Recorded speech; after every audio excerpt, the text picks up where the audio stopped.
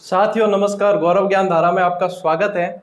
तो आज वह घड़ी आ गई है, आज अपन शुरू कर रहे हैं विधिवत रूप से सेकंड ग्रेड के फर्स्ट पेपर को। तो अभी जो हम शुरुआत कर रहे हैं साथियों, बहुत अच्छा समय है क्योंकि अभी तक आपको पता है विज्ञप्ति आई नहीं है। अब हमारे पास में वो समय है कि हम आराम से इत्मीनान से एक एक चीज को पढ़ सकें और उसी की अपनी कोशिश भी रहेगी। अपनी जो ये क्लासेस है लगभग आपको मैं मुश्किल से 30-35 मिनट 40 मिनट इतनी दूंगा, जिसमें अपन आराम से एक एक चीज को लेकर चलेंगे। मैं चाहूँ तो 2-2.5 महीने 3 महीने में बैच पूरा करवा सकता हूँ, लेकिन मैं इसे लगभग 5-5.5 महीने तक चलाऊंगा क्योंकि एक एक चीज को अपन लेकर चलेंगे। और जितना पढ़ना है उतना, ऐसे नहीं कि एक एक चीज का मतलब बहुत ज्यादा मैं आपको गहराई में ले जा रहा हूँ। परीक्षा के लेवल को लेते हुए चलेंगे अपन और उस हिसाब से ही चलेंगे। अब कई साथी ये कह रहे थे कि सर बीच में बैच छोड़ तो नहीं दोगे या बीच में आप पढ़ाना छोड़ तो नहीं दोगे। तो ऐसा है कि विद्यार्थियों पर भी निर्भर करता है। मैं पूरा ही बैच करवाने के मूड में हूँ। अब विद्यार्थी स्टार्ट में तो क्या करते हैं, बहुत जोश से देखते हैं, लेकिन धीरे धीरे उनका जोश ठंडा पड़ जाता है। तो फिर विद्यार्थी जब रुचि लेनी कम कर देते तो शिक्षक भी एक तरह से देखता है कि जब विद्यार्थी रुचि नहीं ले रहे, तो वो फिर इसी वजह से जो होता है कई जो है बैच ऐसे जो बीच में होते हैं रुक जाते हैं। तो अपनी तो कोशिश ये रहेगी कि पूरा चलेगा, बस विद्यार्थियों का सहयोग और विद्यार्थियों की नियमितता बनी रहेगी तो अपनी भी नियमितता बनी रहेगी। तो साथियों आज अपन शुरू कर रहे हैं, सिलेबस के अनुसार ही चलेंगे। पहले स्टार्ट से लेते हुए सबसे ज्यादा आपको पता है 80 मार्क्स जो है राजस्थान जीके के हैं, तो सबसे पहले राजस्थान जीके को कवर करेंगे और उसमें भी सिलेबस के अनुसार ही चलेंगे, जो सिलेबस दे रखा है उसके अनुसार। अब इसमें जैसे ग्राम सेवक की तैयारी कर रहे हैं उनके लिए भी ये फायदेमंद होगा, फर्स्ट ग्रेड की तैयारी कर रहे हैं उनके फर्स्ट पेपर के लिए भी ये फायदेमंद होगा, RS ट्री की तैयारी कर रहे हैं उनके लिए भी फायदेमंद होगा, क्योंकि राजस्थान जीके उनके सभी के अंदर है और सभी के लिए ये फायदेमंद होगा। तो आज अपना जो टॉपिक है साथियों, अपन शुरुआत से कर रहे हैं क्योंकि साइंस वाले काफी विद्यार्थी देखेंगे तो उनके लिए बेस क्लियर होना जरूरी है। तो मैं चाहता तो मैं पहले भी ये क्लासें अपलोड कर रखी है, कह देता कि वो दे दो देख लो, लेकिन मैं चाहता हूं कि एक बार अपन विधिवत रूप से शुरू से ही शुरू करें। तो आज अपन राजस्थान का परिचय लेकर चल रहे हैं, राजस्थान के परिचय से संबंधित। तो सबसे पहले अपन राजस्थान जीके को जीके यदि शुरू करते हैं तो देखो कोई भी चीज होती है तो उसकी पृष्ठभूमि में जाया जाता है, उसके इतिहास को देखा जाता है। तो इतिहास से हम इसको भी शुरू करते हैं। अब यदि इतिहास की बात आती है साथियों, तो इतिहास दो शब्दों से मिलकर बना है। देखो एक तो इति प्लस हास। इति यानी पहले, इति यानी पहले, और हास यानी घटित होना, घटित होना। कल जो ब्राइटनेस का इशू था उसे सॉल्व करने की कोशिश की है, तो आज लगभग आपको ये ब्राइटनेस का इशू देखने को नहीं मिलेगा, अक्सर जो है क्लियर दिखेंगे। हाँ, इसको मोबाइल को मतलब वो कहते हैं ना लैंडस्केप करके टेढ़ा करके देखना, बड़े स्क्रीन दिखेगी तो अच्छे से। और साथ साथ में नोट्स बनाते जाना, ये हमेशा कहूंगा कि कॉपी किताब लेकर बैठे, पास में कॉपी और पेन, साथ साथ में नोट्स बनाते जाना। अब देखो साथियों, इतिहास की बात आती है तो इतिहास में एक चीज ध्यान रखनी है, कभी भी जो है जनक पूछ लिए जाते हैं। तो इतिहास में यदि ये पूछा जाए कि विश्व इतिहास का जनक किसका, विश्व इतिहास का जनक किसे कहा गया है, तो एक यूनानी थे जिनका नाम था हेरोडोटस। क्या नाम था? हेरोडोटस थे। हिस्टोरी का पुस्तक भी लिखी थी इन्होंने। ये क्या करते थे कि इनको इनके देश से देश निकाला दे दिया था, तो ये घूम घूम कर जो है सारे तथ्य इकट्ठे करते थे और इन्होंने सुन सुनकर, जनश्रुतियां जिसे कहते हैं, सुन सुनकर लिखने का प्रयास किया। तो ये विश्व इतिहास के मतलब सबसे पहले इन्होंने संकलन करने का कार्य किया, विश्व इतिहास के जनक कहते हैं। इनको गल्पकार भी कहा जाता है। गल्पकार यानी जो गप्पे ठोकते हैं ना, इन्होंने सबसे ज्यादा गप्पे ठोकी थी। मतलब इनके लिखे हुए में कई ऐसी चीजें भी है जिन पर विश्वास नहीं किया जा सकता, ऐसी भी चीजें इन्होंने लिखी है। इन्हें विश्व का सबसे बड़ा झूठा भी कहा है। तो ये विश्व इतिहास के जनक भी है। देखो जिसको प्रसिद्धि मिलती है तो उसे आलोचना का भी शिकार होना पड़ता है। तो विश्व इतिहास का जनक पूछे तो ये ध्यान रखना आप, भारत के इतिहास का यदि जनक पूछ लेते हैं आपको, तो आप किसे याद करोगे? वेद व्यास। किसे याद करोगे? भारत के इतिहास का जनक वेद व्यास जी को कहा गया है। इनका एक और नाम कृष्ण द्वैपायन भी है, कृष्ण द्वैपायन भी इन्हें कहते हैं। वेद व्यास को याद रखना, ठीक है। अब मैं आपको ले जाता हूं राजस्थान के इतिहास के जनक की यदि बात की जाए, घोड़े वाले बाबा सभी जानते हैं। घोड़े वाले बाबा किसे कहा गया है? Colonel James Tod. Colonel James Tod के बारे में आज मैं आपको अच्छी जानकारी दूंगा, कर्नल जेम्स टॉड को। यदि ये पूछा जाए कि राजस्थान के इतिहास का वास्तविक जनक, तो वास्तविक जनक यदि पूछ लिया जाए आपको, वास्तविक जनक यदि पूछ लिया जाए तो आप याद रखना गौरी शंकर हीराचंद ओझा। सिरोही के रोइडा गांव के थे ये। इन्होंने जो कर्नल जेम्स टॉड की जो एनाल्स एंड एंटिक्विटीज थी उसका जो है हिंदी रूपांतरण भी इन्होंने किया था, क्योंकि वो तो अंग्रेजी में लिखी थी, उन्होंने हिंदी रूपांतरण। तो ये थोड़ी सी जो है अपन पृष्ठभूमि इसको आप ध्यान में रखें। अब देखो राजस्थान के पृष्ठभूमि में चल रहे हैं, तो राजस्थान का कहीं ना कहीं से निर्माण हुआ है, उस चीज को देखना। तो राजस्थान का निर्माण हुआ तो भारत का निर्माण हुआ। अब ये जो है साथियों कैसे निर्माण हुआ, मैं आपको वो पूरा कल्प या वो उसमें नहीं उलझाऊंगा, क्योंकि उसमें से प्रश्न लगभग न के बराबर बनते हैं और लड़के उसमें उलझ कर रह जाते हैं और जो दूसरी सारी चीजें याद नहीं रह पाती। मैं आपको सीधी सीधी बात बताऊंगा और अपनी जो क्लासेस चलेगी वो एग्जाम पैटर्न पर चलेगी कि एग्जाम में प्रश्न कैसे पूछे जाते हैं और वो अपने बाहर नहीं जाए, ठीक है ना। विद्वान बनाने के लिए मैं आपको क्लासेस नहीं दूंगा। अब देखो बात करते हैं, एक व्यक्ति थे जिनका नाम था वैगनर। क्या नाम था? वैगनर। वैगनर ने एक थ्योरी दी साथियों जिसका नाम था महाद्वीपीय विस्थापन सिद्धांत। क्या नाम था? महाद्वीपीय विस्थापन सिद्धांत। महाद्वीपीय विस्थापन सिद्धांत दिया इन्होंने। कब दिया? 1912 के समथिंग दिया है इन्होंने महाद्वीपीय विस्थापन सिद्धांत। ये क्या कहते हैं कि पहले जो है पूरा विश्व जो है, पूरी पृथ्वी जो है एक स्थलखंड थी। पूरी पृथ्वी जो थी ना वो क्या थी? एक स्थलखंड थी। पूरी पृथ्वी एक स्थलखंड थी और वो चारों तरफ पानी से घिरी हुई थी। ये कौन बताते हैं? वैगनर बताते हैं। ये चारों तरफ जो है वो पानी से घिरी हुई थी। मैं आपको कंसेप्ट समझा रहा हूं, देख लेना आप। ये चीजें यहां से पूछ भी सकते हैं, ठीक है। ये पूरी जो थी ये स्थलखंड था, स्थलखंड, पूरा विश्व स्थलखंड था और ये किससे घिरा हुआ था? पानी से घिरा हुआ था। अब महाद्वीपीय विस्थापन थ्योरी के अनुसार वैगनर कहते हैं कि चंद्रमा और सूर्य के अंदर गुरुत्वाकर्षण बल होता है। क्या होता है?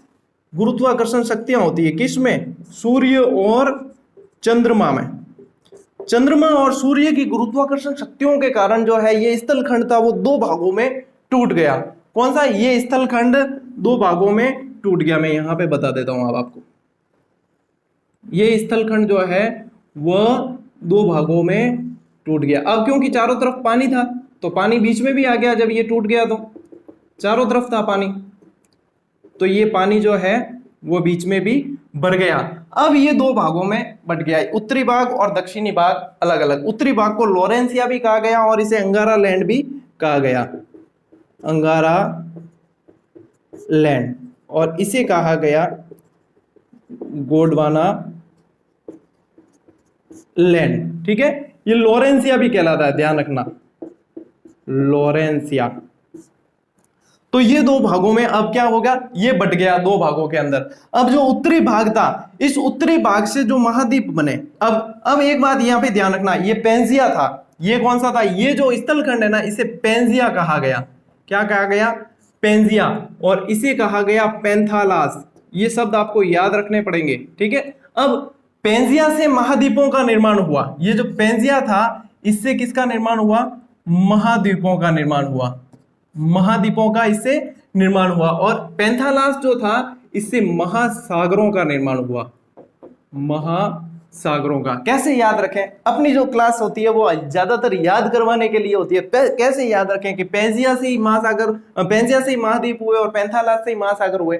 तो साथियों एक ध्यान रखना कि देखो पेंजिया के अंदर ई की मात्रा है और महाद्वीप यदि पढ़ते हैं तो भी ई की मात्रा मैंने यहाँ पे छोटी लगाई है पेंजिया के हिसाब से, ठीक है ना। और यहाँ पेंथालास पढ़ते हैं कहीं भी ई की मात्रा नहीं, आ की मात्राएं हैं। और महासागर पढ़ते हैं तो महासागर में भी आ की मात्राएं हैं। बस यहां से आपको याद हो जाएगा कि पेंथालास से क्या बना है? महासागर बने हैं। और पेंजिया से क्या बने हैं? महाद्वीप बने हैं। अब ये पेंजिया जो था वो दो भागों में बट गया है, अंगारा लैंड और गोंडवाना लैंड के अंदर। अब ये अंगारा लैंड जो है ना इससे उत्तरी यानी कि विश्व के उत्तरी अक्षांश में जो भी है महाद्वीप बने हुए बसे हुए वे, जैसे कि आपके एक तो आ गया आपके यूरेशिया।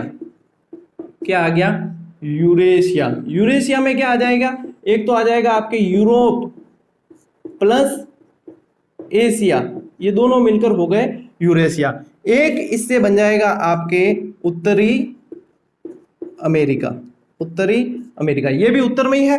तो ये जो बन गए महाद्वीप वो तो आ गए आपके अंगारा लैंड से। और यहां से क्या बनेंगे? एक तो बन जाएगा आपके दक्षिणी अमेरिका, दक्षिणी अमेरिका। एक आ जाएगा आपके दक्षिण अफ्रीका, अफ्रीका, एक आ जाएगा ओशेनिया।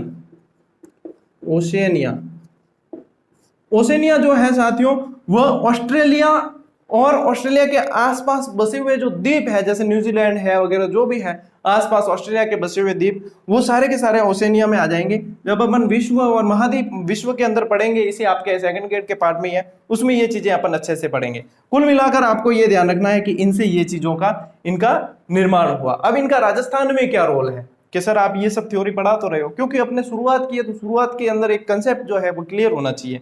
तो ये थ्योरी पढ़ा रहा हूं मैं, तो उसका राजस्थान के अंदर रोल है। अब राजस्थान के अंदर क्या रोल है वो मैं बताता हूं। देखो राजस्थान में आपको सीधा सीधा प्रश्न यहां से ये पूछा जा सकता है कि इसमें से कौन से भूभाग का जो निर्माण है वह गोंडवाना लैंड से हुआ या इससे हुआ। अब ये जो पानी जो बीच में भर गया था ना, ये पूरा पानी, इस पानी जो बीच में भरने से एक चीज का निर्माण हुआ, एक सागर का, जिसका नाम है टेथिस सागर। किसका निर्माण हुआ? टेथिस सागर। ये बार बार पढ़ने में आएगा, ठीक है। अब राजस्थान में अपन को क्या ध्यान में रखना है, इस बात पे चलते हैं अपन वापस। राजस्थान में ये ध्यान में रखना है साथियों कि राजस्थान के अंदर अपने ये पूछा जाता है कि कौन से भूभाग का निर्माण किससे हुआ है। तो राजस्थान में एक तो पश्चिमी भूभाग, अब पश्चिमी भूभाग में क्या आ गया? मरुस्थल आ गया, मरुस्थल, प्लस एक तो पश्चिमी और एक उत्तरी पूर्वी भूभाग, उत्तरी पूर्वी भूभाग। तो ये क्या आ गया? मैदानी भाग, मैदानी भाग। इन दोनों का निर्माण टेथिस सागर से हुआ है। अब यहाँ जो मरुस्थल के अंदर है, एक बार चूहे के दांत के अवशेष भी मिला है सानों के अंदर, तो ये समुद्री चूहे के दांत के अवशेष मिले थे, तो वो ये इसी चीज की वजह से है। तो पश्चिमी भूभाग और मैदानी भूभाग ये तो है टेथिस सागर से बने हैं, लेकिन यहाँ पे गोंडवाना लैंड से भी कुछ चीजें बनी है, जो आपके आ जाएगा एक तो पठारी भाग, ठीक है, पठारी भाग, जो दक्षिणी पठारी भाग है वो पूरा का पूरा आ जाएगा आपके गोंडवाना लैंड से बना है, और एक आपके आ जाएगा अरावली पर्वतीय भाग, अरावली पर्वतीय भाग, ये बने हैं गोंडवाना लैंड से।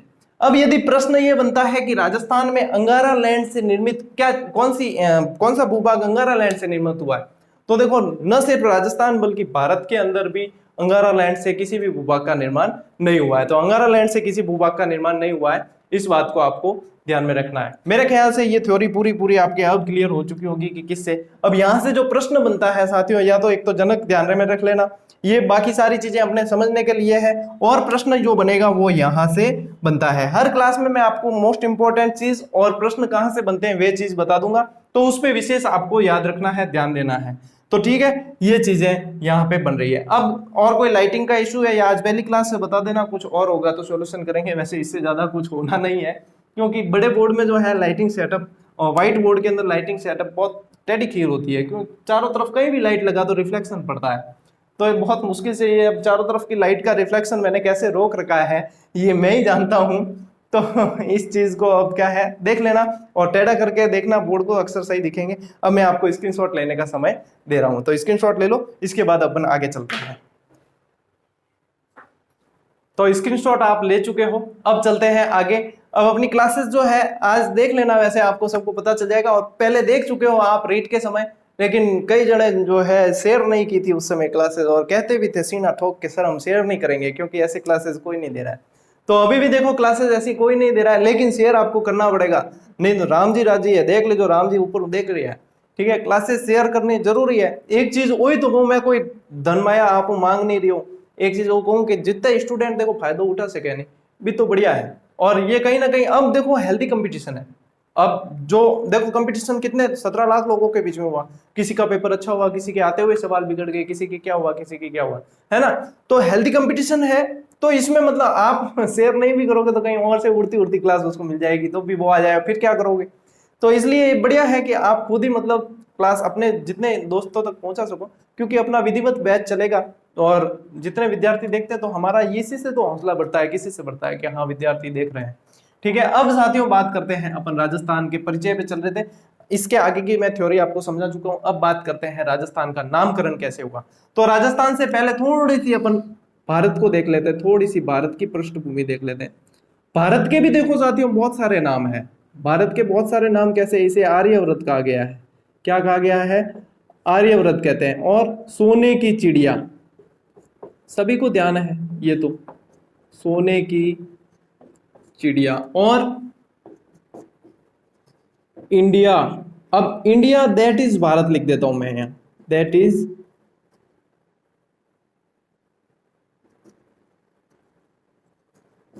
भारत, क्योंकि संविधान के अंदर जो नाम उल्लेख है हिंदुस्तान वगैरह कुछ भी नहीं है, इंडिया दैट इज भारत ये लिखा हुआ है, ठीक है ना। एक और नाम, चलो मैं बोलते बोलते ही आ गया, हिंदुस्तान, ठीक है। ये बहुत सारे नाम है, जम्मू द्वीप वगैरह बहुत सारे इंडिया के बहुत सारे नाम है। लेकिन देखो अब इंडिया के अंदर आपको यदि ध्यान रखना है ना, तो कि इंडिया नाम किसने दिया, हिंदुस्तान नाम किसने दिया, ये सारी चीजें पूछी जाती है।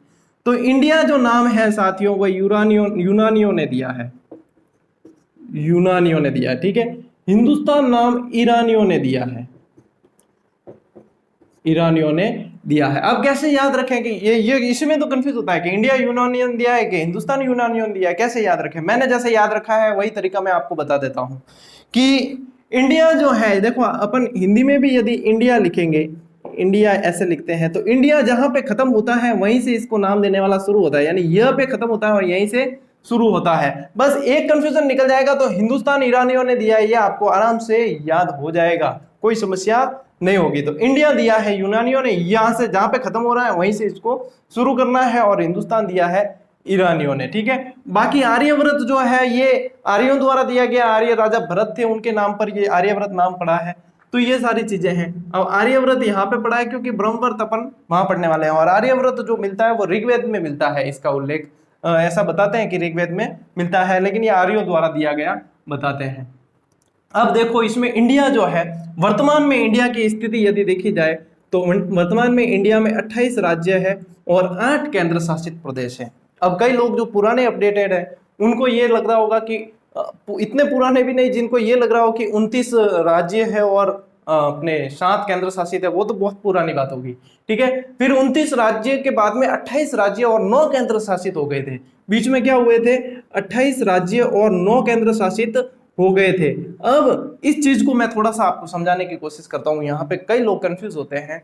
इसमें ऐसा हुआ है साथियों, आपको पता हो तो 5 अगस्त 2019 को धारा 370 और 35A को जो है जम्मू कश्मीर से समाप्त कर दिया गया, ठीक है। बहुत सारी, फिर इसके पीछे जो है बहुत सारी कार्रवाई चली, पूरी प्रोसेस चली। अब सदन में जो है कार्रवाई चलती है, फिर मोहर लगती है, ये सारी प्रोसेस चलती है, ठीक है। इस प्रोसेस चलने के बाद में 31 अक्टूबर, ठीक है, 31 अक्टूबर 2019 को जो है जम्मू कश्मीर, JNK लिख देता हूं, जम्मू कश्मीर और लेह लद्दाख वाला जो एरिया है, इनको कर दिया अलग, इनको बना दिया केंद्र शासित प्रदेश। ये पहले राज्य था जम्मू कश्मीर, इसको केंद्र शासित बना दिया। तो देखो पहले 7 थे, तो 7 में जुड़ गए और हो गए कितने, 9 हो गए, और राज्य यहां से टूट गया तो यहां पे हो गए 28, क्योंकि पहले की बात अपन पढ़ते तो 29 7 थे, तो 29 से हो गए 28 और इससे हो गए अपने 9 हो गए यहाँ पे, ठीक है। अब ये यहां तक की बात थी, और कई लोगों के दिमाग में अभी तक ये थ्योरी है। तो इसके बाद में साथियों मैं बताना चाहूंगा आपको कि दादरा नगर हवेली और दमन दीव, इन दोनों को मिलाकर इनका एक विलय पत्र लाया गया, इनका विलय विधेयक लाया गया, और इन दोनों को जो है, ये दोनों केंद्र शासित प्रदेश अलग अलग थे और इन दोनों को मिला दिया गया। तो इन दोनों को जो मिलाया गया है साथियों, वो 9 दिसंबर 2019 को, हालांकि कार्रवाई लंबी चली थी। इसमें 27 नवंबर को जो है वो लोकसभा में पारित हुआ, फिर 3 दिसंबर को राज्यसभा में पारित हुआ, फिर 9 दिसंबर को सिग्नेचर हो गए, और इस तरह से लंबी कार्रवाई चली, और उसके बाद में 9 दिसंबर 2019 को इनको विलय कर दिया गया। और इन दोनों को मिलाते ही फिर आपके जो आंकड़ा सामने आ गया वो ये आ गया, और वर्तमान में स्थिति इसकी ये है 28 और 8, 28 राज्य और 8 केंद्र शासित प्रदेश है, ठीक है। इस चीज को थोड़ी सी आप नोट करना चाहो तो नोट कर लेना, स्क्रीनशॉट लेना चाहो तो भी ले लो, 1 सेकंड पॉज करके, उसके बाद में मैं आगे एक चीज बताता हूँ, ठीक है। चलो थोड़ी सी, यदि स्क्रीनशॉट लेने के जो इच्छुक है ना, वो थोड़ी सी फुर्ती रखेंगे इसमें, क्योंकि वैसे भी अब देखो डिटेल क्लासेस चलेगी तो क्लासेस लंबी होनी लाजमी है, और कुछ चीजें ऐसी होती है जो छोड़ भी नहीं सकते पीछे, तो उन्हें भी बताना जरूरी होता है। अब भारत की जो स्थिति की बात चल रही थी, तो भारत की स्थिति की बात करते हैं। चलिए एक ट्रिक देता हूं आपको। ट्रिक है, छत से उतर जा 1915 बार। अब देखो कोई छत से उतरेगा, वो भी एक बार नहीं, दो बार नहीं, 1915 बार। तो छत से उतर जा 1915 बार, पैर तो मतलब मारवाड़ी में क्या करे, पगोरा पैकड़ बोलगा, तो पैर तो मतलब होने ही है। तो पैर जो दर्द करेंगे, 1915 बार उतरेगा। तो फिर इसको कहा कि 2 जून को तेल ला, तेल लाएगा मालिश कर देंगे, ठीक है, तेल ला, तेल लाएगा तो फिर हो जाएगी, मालिश कर देंगे तो पैर उसके थोड़े से क्या हो जाएंगे, ठीक हो जाएंगे। चलिए अब बताता हूं आपको ये ट्रिक किसकी है।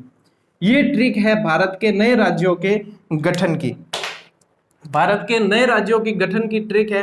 अब इसमें क्या है साथियों कि सबसे पहले अपन को लेना है छत से छत्तीसगढ़, छत्तीसगढ़, छत्तीसगढ़, और यहां से लेना है अपन को उत्तराखंड, उत्तराखंड, यहां से आ जाएगा अपने झारखंड, झारखंड, ठीक है, और फिर ये ले लेना अपन को तेलंगाना, तेलंगाना, ठीक है। चलिए अब ये 1915 बार क्या है, यहां से 1 को ले लो सीधा यहाँ, यहां से 9 को ले लो सीधा यहाँ, और यहां से इस 15 को ले लो यहाँ, और यहां से इस 2 जून को ले लो यहाँ, ठीक है। अब क्या करना है, कुछ नहीं करना, सबके अंदर नवंबर 2000, नवंबर 2000, नवंबर 2000, नवंबर 2000। अब यहाँ पे 2000 नहीं है क्योंकि यहाँ जून पहले लगा रखा है, तो 2014।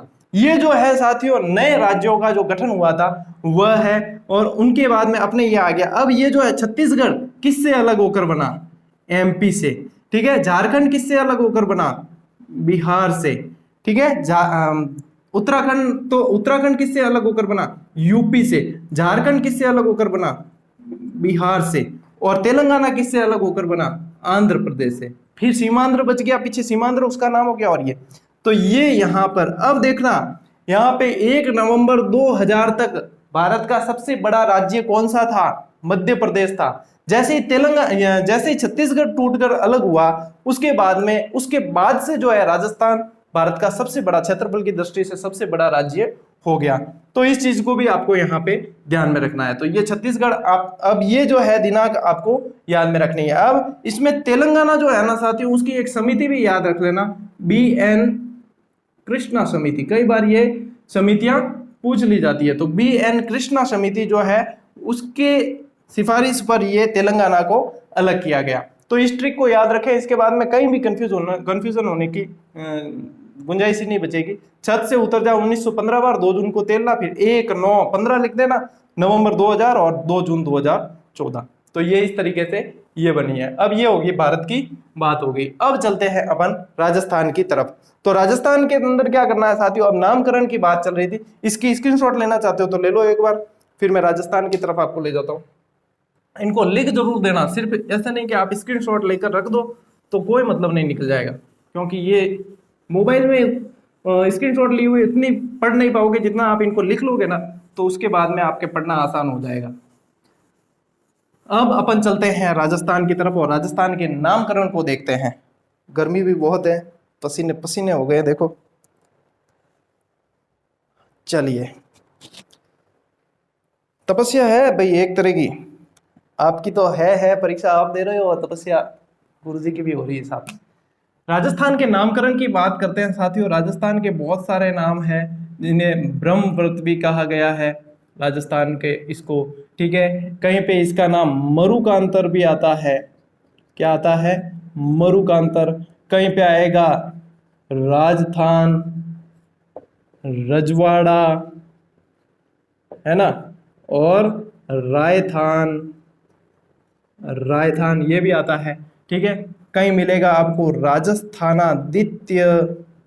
ये सारे प्रश्न पूछे जाते हैं, इन्हें बहुत अच्छे से याद रखना है, ठीक है। कहीं फिर सीधा राजस्थान लिखा हुआ भी मिला है, कहीं राजपुताना लिखा हुआ भी मिला है, राजपूताना, ये इतने सारे नाम, और सिर्फ नाम नहीं इसमें ये पूछ लिया जाता है कि इनका प्रयोग कब किसने कैसे किया, तो ये यहां से प्रश्न बनते हैं। सबसे पहले अपन लेते हैं ब्रह्मवर्त को। ब्रह्मवर्त जो मिलता है साथियों, वो मिलता है आपके ऋग्वेद के अंदर। याद क्या रखो गुरुजी, ऋग्वेद के अंदर अब थे धके धके बताता जाओ तो मैं याद क्या रखा, तो याद रखने के लिए देखो ऋ से बनता है आपके, क्या बनता है, ऋषि, ठीक है। और ऋषि, ऋषि कौन होता है, तपस्या करते ऋषि कौन होता है, ब्राह्मण, ज्यादातर ब्राह्मण ही होते हैं, तो ऋषि ब्राह्मण होते हैं। तो ब्रह्म से याद रख लेना कि ऋग्वेद में क्या मिला है, ब्रह्मवर्त नाम मिला है, ठीक है, इस चीज को ध्यान रखें। अब देखो मरुकांतर जो कहा है वह वाल्मीकि ने प्रयोग किया है, वाल्मीकि ने इसका प्रयोग किया है मरुकांतर। अब इसको कैसे याद रखना है,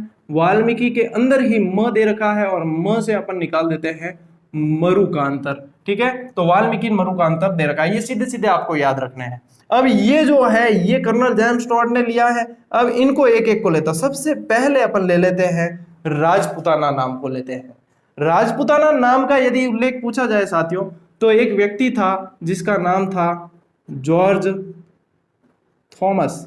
क्या नाम था, जॉर्ज थॉमस। ये वैसे कहाँ का था, मैन स्कॉटलैंड का था, ये स्कॉटलैंड का था, अंग्रेजी कमांडर था। अंग्रेजी, यहाँ पे चलो मैं लिख ही लेता हूं ताकि आपके देख के लिखने को ठीक रहेगा।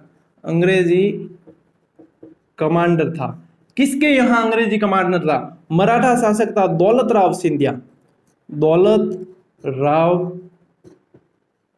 सिंधिया का अंग्रेजी कमांडर था। इसने क्या कहा, जॉर्ज थॉमस ने कहा कि ग्वालियर, क्योंकि ग्वालियर में ही था वो दौलत राव सिंधिया, तो कि ग्वालियर के पश्चिम में जो भी राजपूत स्टेट से जो भी राजपूत रहते हैं उसके लिए इसने एक शब्द प्रयोग किया, जिस शब्द का नाम था राजपूताना, ठीक है। क्या कहा कि ग्वालियर के पश्चिम में जितने भी रहते हैं वो राजपूताना नाम से जाने जाते हैं, उस क्षेत्र का नाम राजपूताना है। अब इसने ऐसा जो कहा था ना कि ग्वालियर के पश्चिम में, इसने क्या शब्द का प्रयोग किया, राजपूताना। इसने ऐसा कहा कब, ये पूछा जाता है, तो इसने कहा ऐसा 1800 ईस्वी में, ठीक है। कब कहा, 1800 ईस्वी में कहा, लेकिन इसका कोई लिखित प्रमाण नहीं था यहाँ पे।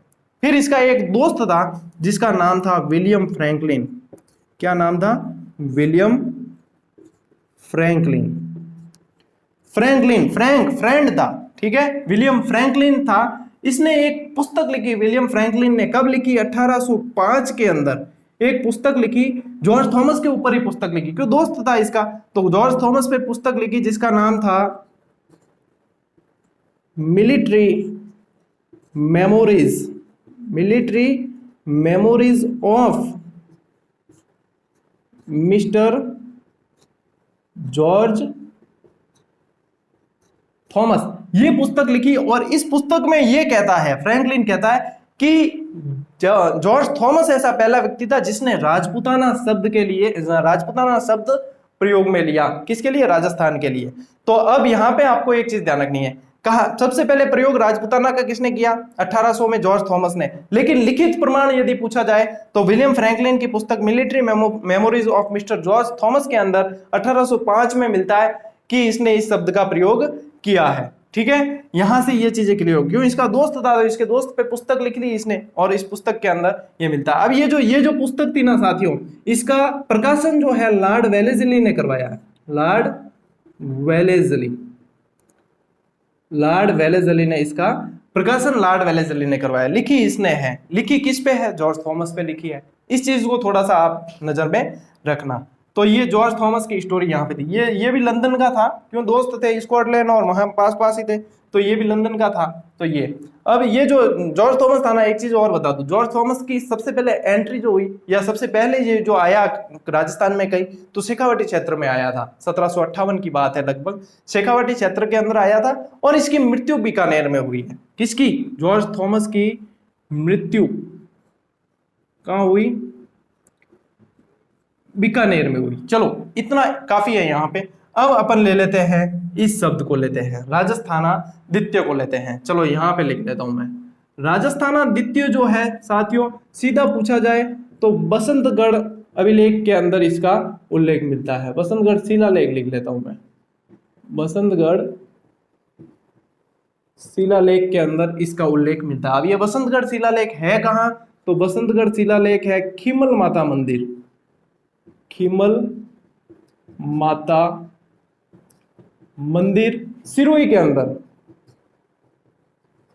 सिरोही के अंदर है। अब ये बसंतगढ़ शिलालेख उत्कीर्ण किसने करवाया?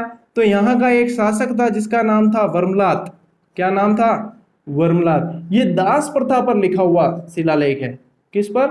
दास प्रथा पर लिखा हुआ। ये वर्मलात जो था वो चावड़ा वंश का था, चावड़ा वंश का शासक था। ठीक है, चावड़ा वंश का था, वर्मलात था, दास प्रथा पर लिखा था, खीमल माता मंदिर में, बसंतगढ़ शिलालेख के अंदर है। अब ये पूछ ले कि कब? तो 682 विक्रम संवत।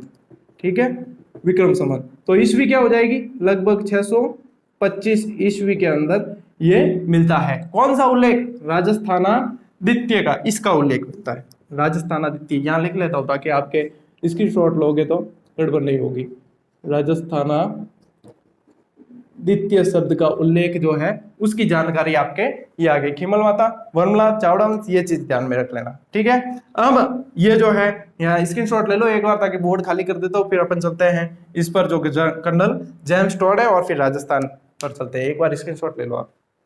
अब साथियों अपने बात हो रही है कि राजस्थान, रायथान, रजवाड़ा, ये शब्द किसने प्रयोग में किए? कौन कौन से शब्द थे?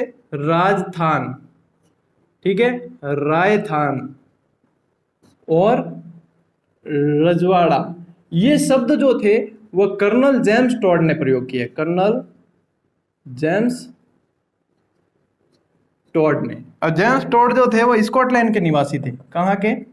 स्कॉटलैंड के निवासी। मैंने शायद आपको जॉर्ज थॉमस स्कॉटलैंड का बता दिया शायद फ्लो में। यदि जॉर्ज थॉमस स्कॉटलैंड का बताया हो तो जॉर्ज थॉमस को आप आयरलैंड का कर देना। आयरलैंड के थे जॉर्ज थॉमस। फ्लो में शायद मैंने आपको स्कॉटलैंड बता दिया वो, तो वे कहाँ के थे? आयरलैंड के थे। विलियम फ्रैंकलिन लंदन के थे। ठीक है, और कर्नल जेम्स टॉड स्कॉटलैंड, लिंग्विस्टन शहर के थे स्कॉटलैंड में, तो स्कॉटलैंड के थे। इन्होंने जो है एनाल्स एंड एंटिक्विटीज नाम से, annals and antiquities of Rajasthan नाम से पुस्तक लिखी। बताते हैं कि ये पुस्तक जो लिखी उन्होंने 1829 में लिखी थी। ठीक है, 1829। 1817 में ये सबसे पहले हाड़ौती के रेजिडेंट के पद पर पदस्थापित हुए। हाड़ौती के रेजिडेंट के पद पर। ठीक है, हाड़ौती के रेजिडेंट के पद पर। इनका पहला प्रवेश जो बताते हैं कि कर्नल जेम्स टॉड का प्रथम प्रवेश राजस्थान के अंदर, प्रथम प्रवेश राजस्थान में, वैसे घूमने तो आए थे लेकिन स्थायी रूप से जो आए थे वो बताते हैं कि भीलवाड़ा के अंदर इनका प्रथम प्रवेश था। और यहाँ पर इन्हें एक जैन यति मिले, जैन गुरु मिले, जिनका नाम था जैन यति ज्ञानचंद्र। जैन यति ज्ञानचंद्र। इन ज्ञानचंद्र से इन्होंने शिक्षा प्राप्त करके और फिर इन्हीं की प्रेरणा से जो राजस्थान के इतिहास को लिखने के लिए प्रयास किया और घोड़ा लेकर निकल गए। घोड़ा लेकर सब जगह जाते तो घोड़े वाले बाबा कहलाते थे। तो भीलवाड़ा से प्रथम प्रवेश, ये आप थोड़ा सा ध्यान में रखना, और यति ज्ञानचंद्र ध्यान में रख लेना। अब ये जो है एनाल्स एंड एंटिक्विटीज, इसी का दूसरा नाम है the central and western Rajput states of India. ये एनाल्स एंड एंटिक्विटीज जो है, अब ये यहाँ पे जो है ना, कर्नल जेम्स टॉड देखो 1817 में आए थे, 1822 में बताते हैं कि ये वापस चले गए। 1822 में वापस चले गए, और जाते समय कुछ शिलालेख वगैरह यहाँ से ले गए, जिसमें से एक मानमोरी का शिलालेख भी था। और मानमोरी का शिलालेख इतना भारी था तो बीच समुद्र में टिका दिया, समुद्र के अंदर ही, कि इतना भारी है, नाव जो है बैलेंस उनके जहाज का गड़बड़ हो रहा था, तो उसको भी उन्होंने फेंक दिया। इतने देखो कितनी कीमती चीज है, मतलब बहुमूल्य नहीं, अमूल्य ही है, लेकिन उसको समुद्र में डाल दिया। तो ये बताते हैं कर्नल जेम्स टॉड के बारे में। ठीक है, अब ये जो एनाल्स एंड एंटिक्विटीज है ना, इसका प्रकाशन ये बताते हैं कि ये इन्होंने लिखी 1829, ये 2 भाग में है, ये 2 भाग में लिखी गई। अब आगे जैसे आपने जैसे जैसे पढ़ेंगे कई पुस्तकें आएगी और कई भाग होंगे, कंफ्यूज नहीं हो, इसके लिए बता दूं कि याद कैसे रखो। 2 भाग में, दो देखो इसका जो ट्रांसलेट किया द सेंट्रल एंड वेस्टर्न, 2 बताया है कि एक तो सेंट्रल और वेस्टर्न, यहाँ पे भी तो 2 चीजों का उल्लेख किया, तो इसी से याद रख लेना कि ये भी 2 भाग में प्रकाशित हुई है। एक प्रथम भाग जो प्रकाशित हुआ वो 1829 के अंदर हुआ, दूसरा भाग जो प्रकाशित हुआ वो 1832 के अंदर हुआ, और जिसने प्रकाशित करवाया उस व्यक्ति का नाम था जेम्स क्रुक। उस व्यक्ति का नाम था जेम्स क्रुक, इसने प्रकाशित करवाया। इनकी पत्नी भी थी एक, उनकी पत्नी ने इनकी दूसरी पुस्तक जो थी वो थी travels in western India, travels in western India थी, वो इनकी पत्नी ने प्रकाशित करवाई थी 1835 के बाद। तो वह चीज अलग है, अपने इस चीज में ध्यान रखना, क्योंकि इसमें उल्लेख राजस्थान, राजस्थान, रजवाड़ा का उल्लेख इस पुस्तक के अंदर मिलता है, क्योंकि सामंतवादी व्यवस्था का, फ्यूडलिज्म का उल्लेख जो है वह इस पुस्तक में मिलता है, तो इसी के अंदर इन शब्दों का प्रयोग इन्होंने किया था। तो ये आपको थोड़ा सा कर्नल जेम्स टॉड के बारे में थोड़ी जानकारी ध्यान में रखनी है, ठीक है ना, क्योंकि राजस्थान के इतिहास का जनक भी कहते हैं। अब ये जो इनकी जो पुस्तक है ये अंग्रेजी भाषा में लिखी थी, लेकिन इसका हिंदी अनुवाद ये थोड़ा ध्यान में रख लेना, हिंदी अनुवाद 1908 के अंदर G.H. ओझा, गौरी शंकर हीराचंद ओझा ने किया, हिंदी अनुवाद 1908 के अंदर, ठीक है। ये चीजें थोड़ी सी आपको ध्यान में रखनी है। अब राजस्थान शब्द का जो उल्लेख है, राजस्थान शब्द, ये तो इतने समय तो देखो राजस्थान शब्द नहीं आ रहा था, राजस्थान शब्द का जो उल्लेख है वो एक तो मिलता है वीरभान की राज रूपक में, राज रूपक किसने लिखी थी, कवि वीरभान, वीरभान की राज रूपक में, और एक मुहणोत नैणसी ख्यात, मुहणोत जोधपुर में थे, ध्यान है ना, आत्महत्या कर ली थी बाद में, बताएंगे इसको भी, मुहणोत नैणसी ख्यात के अंदर, इन दोनों में राजस्थान शब्द मिला, लेकिन ये चीज स्पष्ट नहीं थी कि ये राजस्थान शब्द किसी क्षेत्र विशेष के लिए है, अब किसी समुदाय के लिए था, जाति के लिए था, क्या था, ये चीज इसमें स्पष्ट नहीं है, तो क्षेत्र का नाम यहाँ पे स्पष्ट नहीं हुआ। फिर राजस्थान शब्द का जो उल्लेख हुआ है साथियों, वह एकीकरण के आपके दूसरे चरण में, एकीकरण के दूसरे चरण में सबसे पहले यहाँ पे उल्लेख हुआ, जहां पे पूर्व राजस्थान लिखा हुआ मिलता है आपको, पूर्व राजस्थान दूसरा चरण जब लिखा हुआ मिलता है तो उसके अंदर यहाँ पे उल्लेख हुआ। फिर छठे चरण के अंदर हुआ है, ऐसे लिख देता हूं हिंदी में, छठे चरण में उल्लेख हुआ है जहां राजस्थान संघ नाम लिया गया है, राजस्थान संघ। इस तरीके से राजस्थान जो है शब्द अस्तित्व में आया, इतनी लंबी कहानी चली है राजस्थान शब्द से संबंधित, इसको ऐसे समझना है। तो अब मुख्य मुख्य मैं बातें बताऊं आपको, इनमें से क्या याद रखना है। सबसे पहले आपको याद रखना है ब्रह्मवर्त ऋग्वेद में है, फिर मरुगांतर वाल्मीकि ने कहा है, फिर राजस्थान आदित्य बसंतगढ़ शिलालेख के अंदर है, राजस्थान रजवाड़ा और राजस्थान जो है कर्नल जेम्स टॉड ने लिया, राजपुताना शब्द का उल्लेख आयरलैंड के मिस्टर जॉर्ज थॉमस ने किया है, जो लिखित प्रमाण 1805 में विलियम फ्रैंकलिन की पुस्तक mister military memoirs of mister George Thomas में मिलता है, और ये बाकी जो है सारी चीजें छोटी छोटी सी चीजें हैं, हिंदी अनुवाद वगैरह, ये चीज याद कर लेना। मेरे ख्याल से आज की शुभारंभ की क्लास इतनी काफी है, और आज जो चीजें बताई है वो अच्छे से याद कर लेना, सारी इंपॉर्टेंट चीज है, और इन्हें नोट कर लेना अच्छे से। इसके आगे मतलब ये जो स्टार्ट के दो टॉपिक है राजस्थान के, बहुत इंपॉर्टेंट है और बहुत ज्यादा प्रश्न इसमें से बनते हैं, तो इनको अपन व्यवस्थित विधिवत तरीके से तैयार करेंगे। ये तैयार हो जाएंगे तो कोई भी भर्ती का एग्जाम दे दोगे, आपके इसमें से सवाल बाहर जाने की संभावना नहीं रहेगी और आपकी इस पे पकड़ बहुत अच्छी हो जाएगी। तो मिलते हैं साथियों अगली क्लास में, तब तक के लिए राम राम, जय हिंद।